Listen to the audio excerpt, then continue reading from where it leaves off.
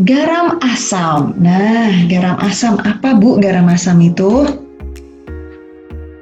Oh, tidak terlihat. Nah, garam asam adalah garam yang terbentuk dari asam polibasa.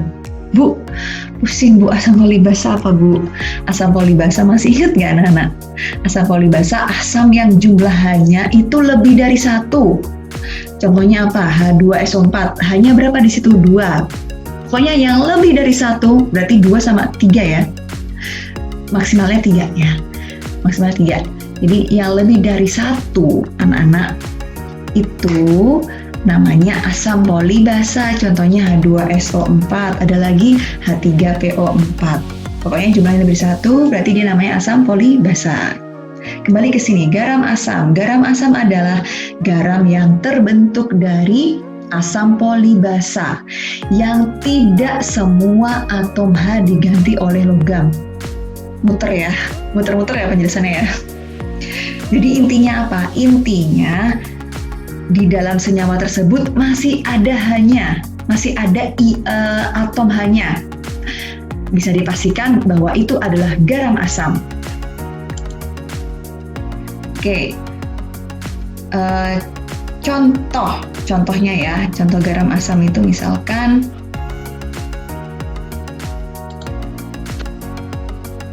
jadi contohnya nih, misalkan ibu punya asamnya H2SO4. Ini selain jadi garam normal, kalau garam normal kan berarti hanya ada 2 kan, diganti semua sama logam. Ini selain jadi garam normal, dia bisa juga jadi garam asam. Tadi garam asam adalah garam yang, balik lagi sebentar.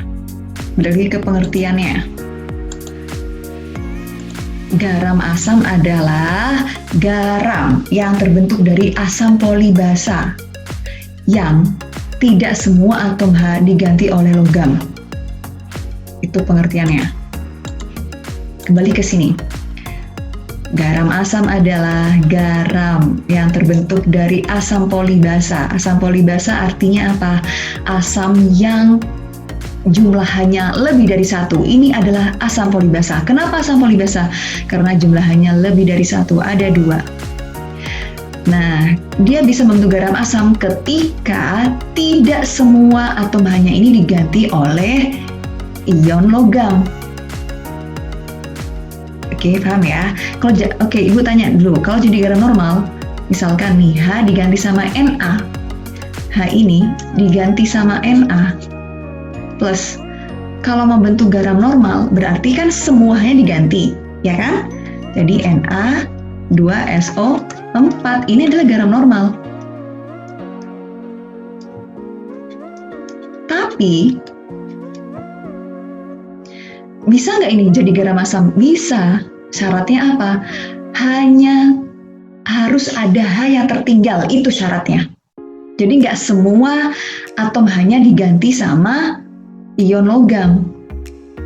Maksudnya gimana? Oke, sekarang kalau jadi garam asam gimana, Bu? Nggak semua hanya diganti dengan ion logam. Oke, misal. Oke, bisa nggak Bu ini H2SO4 jadi garam asam? Bisa. Tapi sebelumnya kita harus kenal dulu. Kita kenalan dulu ya sama istilah baru. Namanya asam primer. Kita punya H2SO4. Ini anak-anak, H ini ternyata bisa copot satu. Maksudnya lepas satu H. Kalau hanya lepas nih, bisa dibayangin ya. Hanya lepas satu, menyisakan satu kan, jadi HSO4. Tapi netral nggak? Kalau ini netral kan, SO4 kan 2-, ya kan? H itu kan plus 1. Tapi karena ada 2, berarti kan di sini juga 2-. 0 nggak? 0. Tapi sekarang kalau di sini, dia netral nggak? Enggak, ini nggak netral. SO4 berapa muatannya? 2- kan? H berapa? Plus 1. Berapakah di sini? Kalau nggak ditulis, ingat jumlah cuma 1. Karena tidak ditulis, berarti di sini muatannya 1 plus 0 nggak? Nggak 0. Berapa? 1 plus sama 2 min. Kalau bingung, pakai dulu pelajaran SD. Punya utang 2, dibayar 1. Berapa anak-anak? Berarti masih punya utang min 1. Berarti muatannya adalah min. 1 min. Bisa difahami nggak? Berarti HSO4 ini HSO4 min. Dari mana minnya? Ya ini dari ini. Ya contoh lain, misal H2S. Ini senyawa asam yang sangat normal ya, yang biasa. Tapi sekarang kalau H ini hanya kan ada 2 ya, anak ada 2. Kalau 2 ini hilang 1, hanya hilang 1, kan jadi berarti HS kan. Netral nggak? Nggak netral. Dia jadi bermuatan. Berapa muatannya? Hitung lagi kayak tadi. S min 2. Ingat golongan 6. Golongan 6 berarti min 2. 8 kurangi 6, 2. Karena dia non-logam berarti tanda biloxnya min 2. Min 2 kali 1. Berapa di sini? Min 2 kan. Terus ini hanya berapa? Plus 1. Plus 1 hanya cuma 1 kan? Plus 1 kali 1 berarti plus 1. Ini bilox ya. Berarti sama dengan plus 1 sama min 2 menghasilkan min. Berarti HS ini berapa muatannya?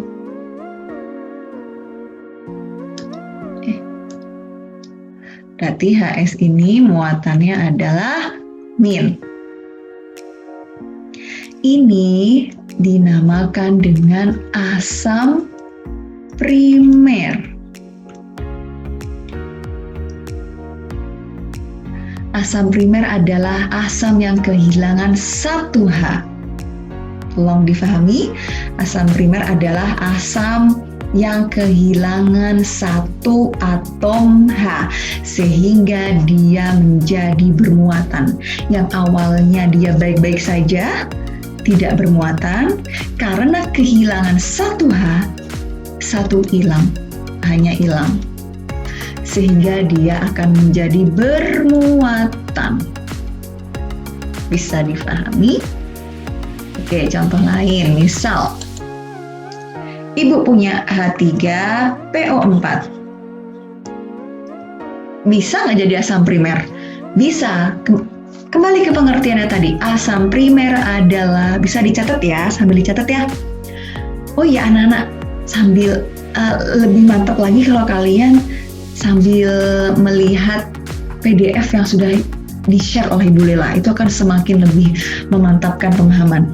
Ya, udah nyatet, sambil nulis, sambil kalau bisa nih ya, kalau bisa juga sambil lihat-lihat materi berupa PDF yang sudah di-share Ibu Lela, itu akan semakin mantap. Kembali ke sini ya, kembali ke laptop. Punya H3PO4, bisa nggak jadi asam primer? Bisa. Kembali ke pengertiannya tadi. Apa asam primer? Asam yang kehilangan 1H. Di sini ada berapa atom H-nya? Ada 3. Ini baik-baik aja ya, dia aman sejahtera, baik-baik aja. Artinya baik-baik aja itu berarti biloxnya netral atau 0, sama dengan 0 kan. Tapi kalau dia kehilangan 1H, hanya hilang 1 nih. Kalau hilang 1 hanya tinggal berapa sih? Tulis dulu, hanya tinggal berapa? Tinggal 2. H2PO4. Sekarang kita tinggal menentukan berapakah muatannya. Paham ya? Jadi ini awalnya baik-baik aja. Artinya baik-baik aja apa? Nggak punya muatan, netral alias 0 muatannya. Sekarang dia membentuk asam primer. Artinya asam primer apa? Kehilangan 1H. Kalau kehilangan 1H, maka dia akan menjadi tidak baik-baik saja. Maksudnya tidak baik-baik saja, pasti dia bermuatan. Soalnya hanya hilang 1, nah. Oke, kalau hilang 1, sekarang kita hitung. PO4, lagi-lagi ya kan, harus hafal muatan ion negatif. PO4 berapa muatannya? 3 min. Itu muatan. Berarti kalau bilox dibalik, plus min 3. PO4 biloxnya min 3 sama dengan bilox suatu ion sama dengan muatannya. Oke, PO4 itu muatannya 3 min, maka biloxnya min 3. Di sini itu sebetulnya, pokoknya kalau tidak tertulis di sini adalah 1. Min 3, sekarang H itu berapa? Plus 1 kan, tapi karena ada 2, berarti totalnya plus 2. Sehingga muatan totalnya berapa anak-anak? Bilox totalnya min 1. Muatannya 1 min. Ini bilox, ini muatan. Jadi muatannya, jadi H2PO4 akan membentuk asam primer,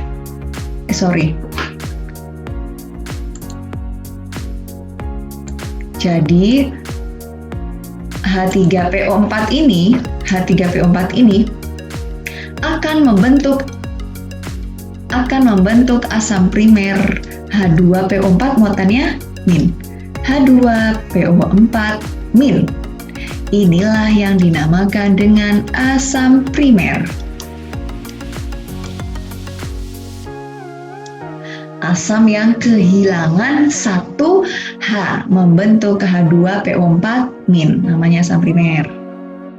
Bisa difahami ya? Oke, nah sekarang gimana kaitannya dengan garam asam? Oke.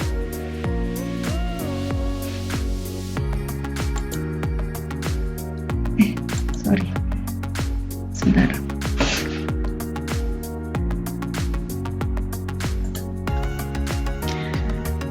Oke, sekarang gimana kaitannya dengan asam primer? Oke, misalkan ya tadi H3PO4, contoh nih ya Nana, akan membentuk asam primernya H2PO4 min ya. Nah, ini asam primer.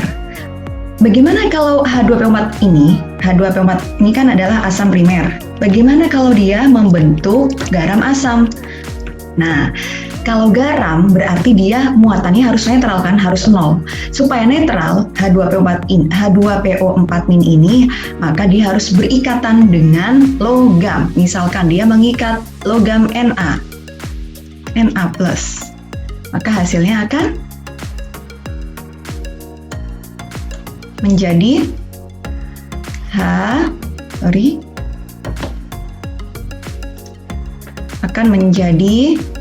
Na tulis dulu ya, Na H2PO4. Inilah yang dinamakan dengan garam asam. Cirinya apa? Cirinya ada hanya di sini, lihat. Pokoknya kalau ada hanya ini namanya garam asam. Inilah yang dinamakan dengan garam asam. Bisa difahami ya? Contoh lain yang tadi, misalkan H2SO4.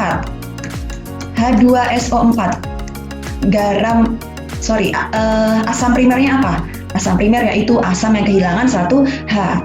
Hanya hilang 1H menjadi HSO4, berarti tidak netral, berarti bermuatan min. Oke, ini 2 min, SO4 2 min, hanya plus sama 2 min menghasilkan min. Ini asam primer ya. Ini asam primernya. Lalu bagaimana kalau dia membentuk garam asam? Misalkan HSO4 min berikatan dengan K+, maka akan membentuk garam asam KHSO4. Kebetulan plus minnya sama. Oke, bisa difahami ya? Inilah yang dinamakan dengan garam asam. Lihat, ada hanya di sini. Ya. Oke. Ini garam asam yang terbentuk dari asam primer. Sekarang, kalau ada asam primer, ada juga yang dinamakan dengan asam sekunder. Bisa difahami dulu ini ya. Oke, sekarang asam sekunder. Kalau asam primer adalah asam yang kehilangan 1H. Asam primer Berarti dia kehilangan 1H. Hilang 1H. Berarti kalau asam sekunder, berarti dia hilang 2H. Asam sekunder berarti hilang 2 atom H-nya. Berarti bisa nggak, pertanyaan Ibu, bisa nggak HCl membentuk asam sekunder? Bisa nggak? Bisa nggak membentuk asam sekunder? Jawabannya, bisa tidak? Jawabannya tidak bisa. Kenapa tidak bisa? Karena jumlahnya hanya 1. Berarti asam apakah yang bisa membentuk asam sekunder? Minimal yang bisa membentuk asam sekunder minimal harus punya 3H. Minimal jumlahnya adalah 3, minimal 3H. Berarti asam tribasa. Contoh asam tribasa apa? H3PO4.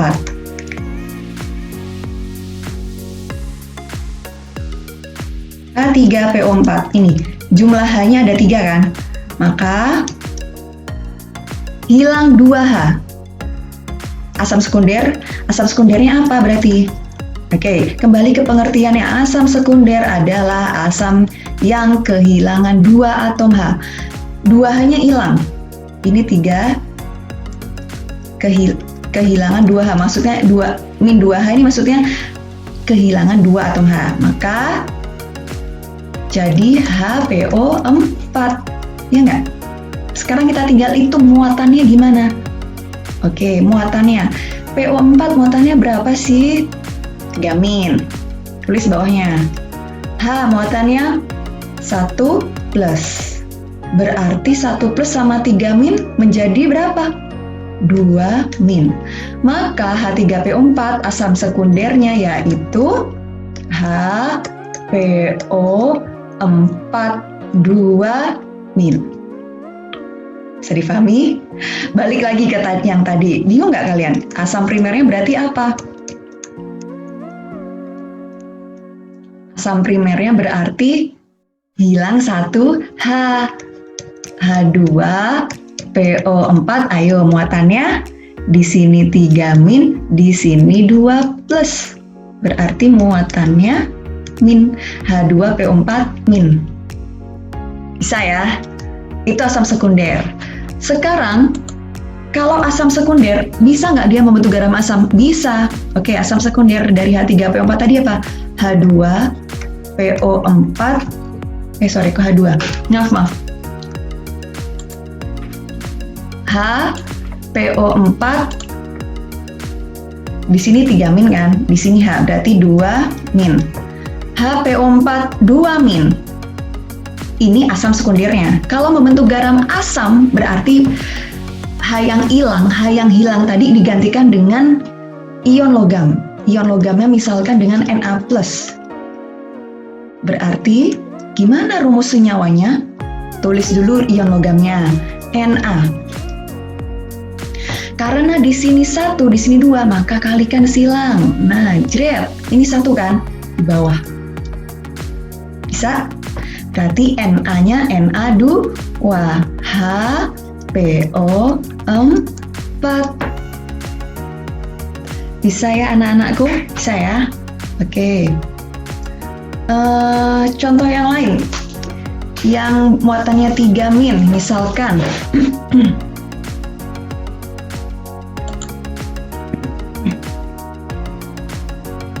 Oke, misalkan. Yang lain, contoh yang lain ya. H3ASO4. ASO4 ini dia bermuatan 3 min. Sedangkan di sini sekarang kalau membentuk asam sekunder kehilangan 2H, maka dia akan membentuk HASO4. ASO4 muatannya 3 min, di sini plus 1 plus, maka akan bermuatan 2 min. HASO4. HaSO4 berarti muatannya 2-. Sekarang kalau dia berikatan dengan Al 3+, maka senyawanya jadi gimana dong? Tulis dulu. Jadi Al tulis dulu ya. Al HaSO4. Nah, sekarang 2 ini taruh di sini ya kan, kali silang. Pokoknya supaya muatannya sama dengan 0 ya. Berarti jadi Al2, HaSO4-nya di dalam kurung anak-anak. HaSO4 3 kali. Bisa ya? Oke. Al2, HaSO4 3 kali. Harus di dalam kurung, karena yang dikalikan 3 adalah semuanya. Paham ya? Oke. Nah, sekarang itu namanya garam asam. Lihat, inilah yang dinamakan dengan garam asam. Garam asam dari asam sekunder. Garam asam dari asam sekunder. Ini juga, yang ini juga garam asam dari asam sekunder.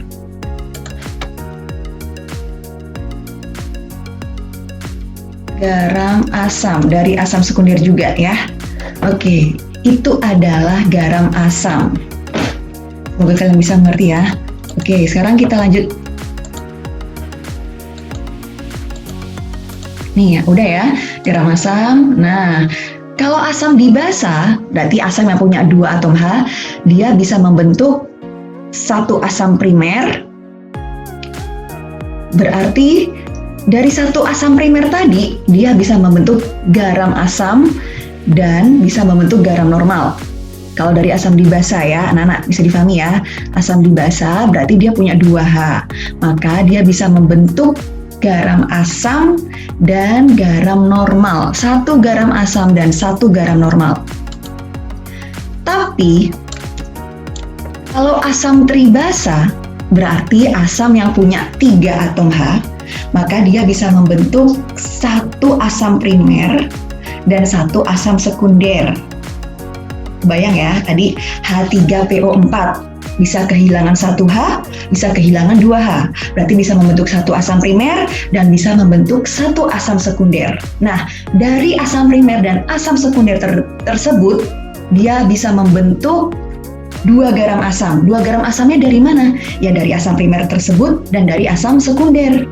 Dan juga bisa membentuk 1 garam normal ketika semua hanya hilang.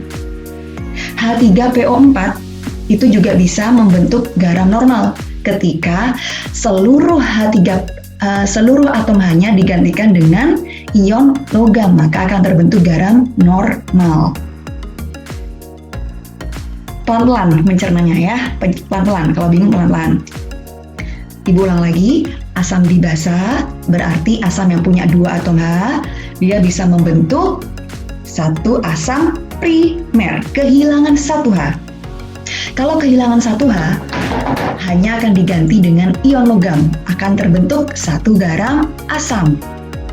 Lalu, kalau semua hanya hilang, kan ada 2 H nih, kalau semua hanya hilang, lalu digantikan dengan ion logam, maka akan terbentuk 1 garam normal. Paham ya? Nah, kalau asam tribasa, maksudnya apa asam tribasa tadi? Asam yang punya 3 H. Kalau asam yang punya 3 H ini kehilangan 1 H, maka akan terbentuk asam primer. Dari asam primer ini mengikat logam akan terbentuk 1 garam asam. Hilang lagi hanya, berarti kehilangan 2 H kan, maka dia akan membentuk asam sekunder. Nah, H yang hilang digantiin lagi sama ion logam, akan terbentuk 1 garam asam lagi. Berarti udah kebentuk berapa garam asamnya? Ada 2. Masih sisa 1 nih hanya, hilang semuanya. Menyisakan sisa asam. berikatan sama logam, tergantikan semua H yang hilang dengan ion logam, maka terbentuklah 1 garam normal. Paham ya? Nah, sekarang kita lanjut ke tata namanya. Semangat ya. Oke, tata nama. Intinya tata nama garam asam di sini yaitu logam, nama logam, kemudian diikuti dengan nama sisa asam. Ada 2 cara. Cara yang pertama, H dibaca hidrogen atau hidro dan diberi awalan. Itu cara yang pertama. Awalan mono tidak perlu ditulis, berarti kalian mulainya dari awalan di. Paham ya? Contoh, ini cukup mudah kok anak-anak. NaHSO4, ini garam asam ya. Garam asam yang terbentuk dari asam primer, HSO4. Awal mulanya HSO4 itu apa sih? H2SO4 kan? Kehilangan berapa H sih? Kehilangan 1. Kalau kehilangan 1 berarti dia asam primer. Bisa pahami ya? NaHSO4. Namanya, sebutkan nama logamnya. Natrium, diikuti kata hidrogen sulfat. Ingat, awalan mono tidak perlu ditulis. Namanya menjadi natrium hidrogen sulfat atau bisa juga disebut dengan natrium hidrosulfat. Contoh lain. Nah, kalau ini dia dari asam tribasa, tapi tetap ini adalah asam primer. Contohnya NaH2PO4. Sebutkan nama logamnya dulu, natrium, diikuti kata hidrogen. Nah, karena hidrogennya jumlahnya 2, maka sebutkan awalannya di, natrium dihidrogen fosfat, atau bisa juga natrium dihidrofosfat. Tapi yang paling umum digunakan adalah dengan hidrogen ya. Dengan kata hidrogen yang paling umum digunakan, natrium hidrogen sulfat, natrium dihidrogen fosfat. Oke, itu cara yang pertama. Kalau cara yang kedua bagaimana? Kalau cara yang kedua, tetap sama anak-anak, logam diikuti dengan nama sisa asam. Tetapi yang untuk cara yang kedua ini menggunakan asam primer atau asam sekunder. Jadi, kalian harus mengidentifikasi ini itu terbentuk dari asam primer atau asam sekunder ya. Gitu ya. Contohnya, NaHSO4. Nah, berarti kalian harus melihat dulu nih, sisa asamnya apa? Sisa asamnya adalah HSO4. Oh, HSO4. Berarti mengidentifikasikannya dari mana dulu ini? Dari SO4. SO4 itu muatannya berapa? 2 min. Kalau 2 min berarti harusnya dia H2SO4 dong. Oh, H2SO4 kok di sini tinggal HSO4, berarti dia asam primer. Kebayang nggak? Oke, Ibu jelaskan dengan whiteboard.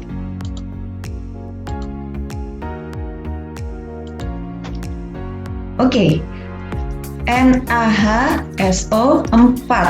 Bagaimanakah cara mengidentifikasinya? Ini asam primer atau sekunder? Dari sini dulu, kalian lihat dulu dari SO4-nya dulu. SO4 itu muatannya berapa? SO4 adalah muatannya 2 min. Berarti kalau berikatan dengan H, harusnya H2SO4. Nah, kalian lihat di sini. Oh, hanya tinggal 1. Kalau tinggal 1, berarti dia hilang 1. Ingat, yang hilang 1 apa? Oh, berarti ini adalah asam primer. Bisa dipahami ya? Bisa ya? Oke, kembali ke slide yang tadi. Nah, karena asam primer namanya menjadi sebut logam diikuti dengan ion ini, sulfatnya. Natrium sulfat asam primer. Lebih mudah yang tadi sebetulnya ya, tapi ini harus belajar juga. Natrium sulfat asam primer. Contoh lain, NaH2PO4. Ini asam primer atau sekunder. Lihat muatan PO4-nya. Makanya Ibu bilang apa? Harus hafal muatan dari ion negatif yang sudah Ibu share pada video sebelumnya. PO4 muatannya 3-min, ya. Kalau PO4 muatannya 3-min, berarti kalau membentuk suatu asam, asamnya apa? H3PO4. Kalian lihat di sini. Loh, hanya kok 2 ya? Oh, dari 3 jadi 2, berarti hilang berapa? Hilang 1. Kalau hanya hilang 1, berarti dia asam primer atau sekunder? Asam primer. Namanya menjadi apa? Natrium fosfat asam primer. Bu, kasih contoh asam sekunder. Oke, ini contoh sekunder, asam sekunder ya. Na2HPO4. Lagi-lagi, PO4 muatannya 3-min. Berarti kalau membentuk asam, H3PO4. Lihat H yang tersisa, ada berapa? Oh, hanya kok tinggal 1, berarti hilang berapa? Hilang 2. Kalau hilang 2 hanya, berarti dia asam sekunder. Maka namanya menjadi, meskipun di sini jumlahnya 2, tetap natrium ya, bukan dinatrium. Ingat ya, tetap natrium, bukan dinatrium. Natrium fosfat asam sekunder. Bisa difahami? Bisa ya? Oke.